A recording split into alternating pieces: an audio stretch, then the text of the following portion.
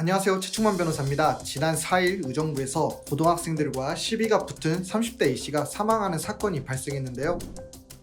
피해자 A씨 지인은 고등학생 6명이 A씨를 집단 폭행하여 사망에 이르렀다며 엄벌을 촉구하고 나섰습니다. 이에 경찰은 고등학생들 중 2명을 폭행치사 혐의로 입건하고 수사에 나섰는데요. 부검 결과 폭행과 사망 사이 인과성이 인정되면 구속영장을 신청할 방침이라고 합니다. 일단 이 사건에 대해 고등학생 가해자들에 대한 비난 여론이 높은데요. 고등학생 2명 이상이 직접 폭행에 가담하여 30대 가장인 A씨가 숨지는 결과를 초래했기 때문입니다. 다만 이에 대한 가해자 측 반론도 있는데요. 가해자 측으로 추정되는 주장에 따르면 술에 취한 피해자 A씨가 먼저 시비를 걸고 욕설과 함께 폭행을 했다는 겁니다. 그래서 가해자 측이 반격했는데 이게 잘못되어 상황이 악화됐다고 합니다. 이에 대해 경찰은 아직 수사 중이라 누구 말이 맞는지 확인해 줄 수 없다고 하는데요. 서로 주장이 대립하기 때문에 양쪽 다 조사를 해야만 어느 정도 사실관계가 정리될 것 같다고 합니다. 그래도 폭행으로 사망케 한 혐의로 입건한 것을 보면 결국 폭행치사가 인정될 것으로 보이는데요. 아무리 피해자가 먼저 시비를 걸었다 하더라도 사람을 사망에 이르게 할 정도로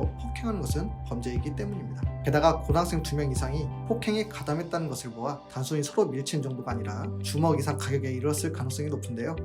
혹시 작년 태권도 유단자 폭행 살인 사건 기억나시나요? 당시에도 가해자 측과 피해자 측 주장이 엇갈려 혼선을 빚었죠. 결국 가해자 2명이 집단으로 피해자를 폭행하여 살해한 것으로 결론이 났는데요. 이 사건도 크게 다르지 않을 것 같습니다. 물론 경찰 조사 결과가 나와야 정확한 사실관계를 알 수 있지만 집단 폭행이 가해졌다는 사실은 변함없으니까요. 만약 폭행치사 사실이 인정되면 직접적으로 가담한 고등학생들은 공동정범으로 처벌을 받게 되는데요. 사망사건의 경우 사전 구속영장이 청구되기 때문에 구속 상태에서 재판을 받을 것 같습니다. 그리고 집단 폭행은 죄질이 매우 나쁜 특수범죄이기 때문에 아무리 미성년자라 해도 최소 징역 3년 이상 선고될 가능성이 높은데요. 미성년자는 일반 성인보다 경하게 처벌받는 경우가 많다는 점에서 사건 추이가 주목됩니다. 미성년자 처벌에 대한 사회적 논의가 다시 필요한 시점이 아닌가 싶네요. 지금까지 법률사무소 광현의 최충만 변호사였습니다. 감사합니다.